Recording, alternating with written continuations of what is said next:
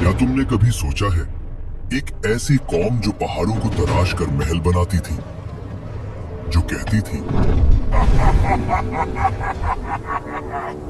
हमसे ज्यादा ताकतवर कौन, मगर जब आसमान का हुक्म आया तो उनके महल मिट्टी के नीचे दबा दिए गए। हजरत नूह अलैहिस्सलाम के बाद एक और कौम पैदा हुई, कौम आद। यमन और ओमान के दरमियान एक इलाके अहकाफ में रहते थे।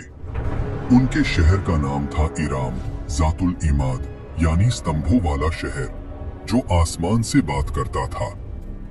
उनके बदन पहाड़ों की तरह मजबूत, कद बादलों को छू लेते और उनका गुरूर आसमान को चीर देता था। वो कहते, हम ही जमीन के वारिस हैं और हमेशा रहेंगे। अखाफ की रेत में उनके शहरी इलाके दूर दूर तक फैले हुए थे। उनके घोड़ों के पांव से जमीन गूंजती थी। रात को उनके चिरागों की रोशनी दूर तक चमकती, गोया उनका शहर जमीन पर कोई ताज हो। और वे अपनी सभाओं और बैठकों में अक्सर एक ही बात कहते, हम जैसे लोग दोबारा कभी पैदा नहीं होंगे। उनके बच्चे भी छोटी उम्र में पत्थर उठाकर अपनी शक्ति दिखाते और बुजुर्ग गर्व से कहते, हमारे बच्चे भी पहाड़ों को झुकाने वाले हैं। आद के लोगों का एक और अजीब अकीदा था। वो समझते थे कि हवा उनकी गुलाम है। उनके जवान कभी वादी के दरमियान खड़े होकर दोनों हाथों को फैलाते और अपने आप से कहते, देखो, हवा हमारे जिस्म की पैरवी करती है। बुजुर्ग लोग अपनी नशिस्त महफिल में फख्र से कहते, हमारे बाप दादा हवा का रुख बदल देते थे, हमें कौन रोक सकता है। वो लोग जब तूफान को दूर से आता देखते तो हंसकर कहते, हवा हमारे साथ है, ये हम पर नहीं, हमारे दुश्मनों पर पड़ेगी। लेकिन उन्हें क्या पता था कि आने वाली हवा उनकी सबसे बड़ी दुश्मन बन चुकी है। आद के लोग सिर्फ लंबे नहीं थे, उनकी जिस्मानी बनावट आम इंसान से कई गुना बड़ी थी। दरिया के किनारे उनके कदमों के निशान आज भी पहाड़ों के दरमियान मिलते हैं, जिन्हें देखकर लोग हैरान रह जाते।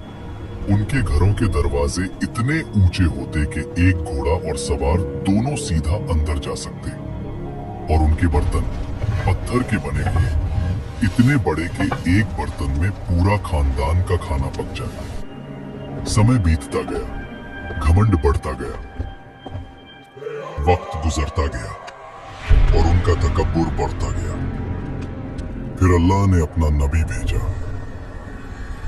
हजरत हूद अलैहिस्सलाम, जो कहने लगे, ऐ मेरी कौम, सिर्फ अल्लाह की इबादत करो, उसके सिवा कोई माबूद नहीं। खुद क्या तू चाहता है हम अपने बाप दादा के मज़हब छोड़ दें? हम ताकतवर हैं, हमें कोई छोड़ नहीं सकता। हजरत हूद अलैहिस्सलाम ने फिर कहा, मैं तुम्हें उस अजाब से डरा रहा हूँ जो तुम सोच भी नहीं सकते। लेकिन जिन दिलों में गुरूर भर जाए, वहाँ नसीहत पत्थर से टकराकर टूट जाती है। हजरत हूद अलैहिस्सलाम रोज उनके बाजारों, उनके महलों, उनके दरवाजों के पास जाकर आखिरी दावत देते। कभी उनके सरदार हंस के कहते, हूद, तेरी बात में दम होता तो हमारे महल कब के गिर चुके होते। कभी कोई बच्चा उनकी आवाज का मजाक उड़ा देता और कुछ लोग उन्हें देखकर रास्ता बदल लेते, कहीं उन्हें अल्लाह का खौफ उनकी आंखों में भर न जाए। एक दिन हूद अलैहिस्सलाम उनकी असेंबली में गए, जहां उनके सरदार सोने के तख्तों पर बैठे थे। हूद अलैहिस्सलाम ने कहा, अल्लाह की बनाई हुई कुदरत का निजाम देख लो, तुम्हारी ताकत कुछ भी नहीं। मगर उनके सरदार हंस पड़े, ये छोटे वादे बनकर, अगर अजाब आता है तो हम अपनी ताकत से उसे रोक लेंगे। अजाब से कुछ दिन पहले आद की वादी में एक अजीब मंजर हुआ। रात को आसमान में एक गहरी गूंज सुनाई दी। न बादल गरजा, न बिजली चमकी, मगर वादी में ऐसे लगा जैसे कोई दूर से पुकार रहा हो। आद के लोग इस आवाज को सुनते और आपस में कहते, यह तो पहाड़ों की आवाज है। हजरत हूद अलैहिस्सलाम जो कहने लगे, ये रहमत की पुकार नहीं, ये तंबे है। दूसरी रात जमीन हल्की सी हिली, मगर इतनी कम कि सिर्फ जानवर बेचैन हुए। देखो, इंसान हंस पड़े। ज़मीन भी हमारी ताकत से डरती है। उन्हें नहीं पता था ये जमीन का आखिरी एतराज था।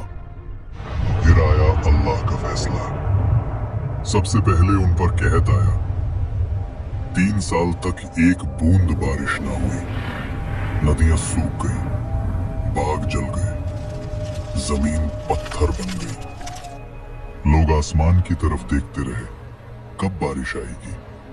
लेकिन आसमान से जवाब आया, खामोशी। पहले साल उन्होंने कहा, यह तो मामूली सा मसला है, हम ताकतवर लोग हैं।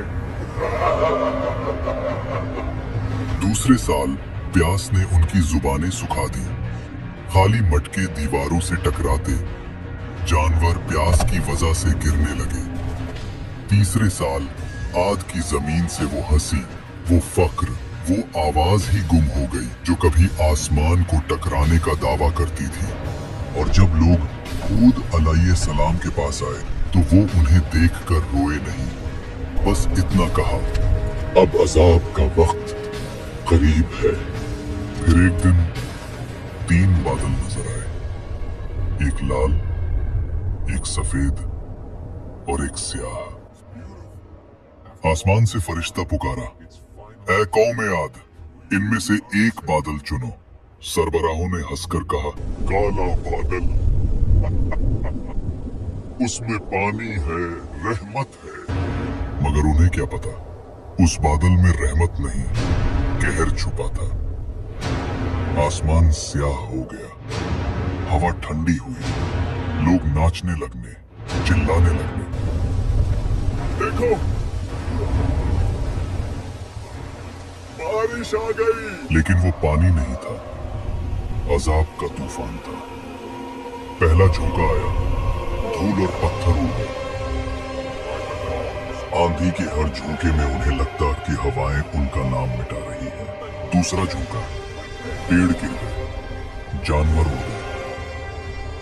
उनकी सारी मूर्तियां, उनका सारा फख्र, उनके बाग, उनका शहर, सब हवा में बिखर रहा था। रात को लोग अपने बच्चों को बाहों में दबा लेते, मगर आंधी उनकी चीखों से ज्यादा तेज चलती। तीसरा झोंका, इंसान हवा में छिन्न गए। उनके महल्लात जो कभी सुतूनों पर आसमान से बात करते थे, अब रेत के नीचे गल गए। 7 रात और 8 दिन तक वो तूफान चलता रहा। आसमान गरजता रहा, जमीन कांपती रही। उनके महल, उनकी शान, सब मिट्टी में मिल गई। अल्लाह ने कहा, और आद को तबाह किया गया सख्त गर्जदार आंधी से, जो 7 रात और 8 दिन तक उन पर मुसलसल चली। और जब हवा रुकी तो सिर्फ सन्नाटा था। रह गया सिर्फ रेत का समंदर और गिरे हुए तने, जैसे खजूर के खोखले तने। लेकिन उन चंद लोगों को जो हजरत हूद अलैहिस्सलाम के साथ ईमान लाए, अल्लाह ने बचा लिया। उन्हें पहाड़ों के एक गार में पनाह दी गई। और हजरत हूद अलैहिस्सलाम ने कहा, ऐ मेरे रब, तू सबसे ज्यादा रहम करने वाला है। हमें उन रास्तों पर कायम रख जो तेरी तरफ ले जाते हैं। हूद अलैहिस्सलाम जब वादी के ऊपर खड़े हुए तबाह शहर को देख रहे थे तो उनकी आंखों में आंसू भर आए। ये वो लोग थे जो कभी कहते थे, हमसे ज्यादा ताकतवर कौन।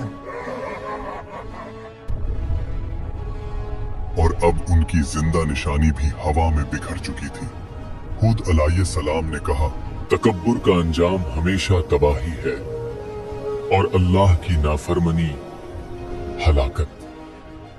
आज भी एहकाफ्त की रेत के नीचे उनका शहर इराम दबा हुआ है, एक गवाही के तौर पर, जो कहती है ताकत और शान से नहीं, सिर्फ अल्लाह की इताअत से इज्जत मिलती है। अगर तुम्हें ये कुरानिक कहानी पसंद आई हो तो वीडियो को लाइक करो, कमेंट्स में लिखो तुम अगले एपिसोड में किस कौम की कहानी देखना चाहते हो, और चैनल को सब्सक्राइब करना मत भूलना। ये सिर्फ एक कहानी नहीं, एक हकीकत है। जो हमेशा याद दिलाती है कि जब इंसान गुरूर करने लगता है और जुल्म और नाइंसाफी कायम करता है तो अल्लाह उसे मिटा देता है।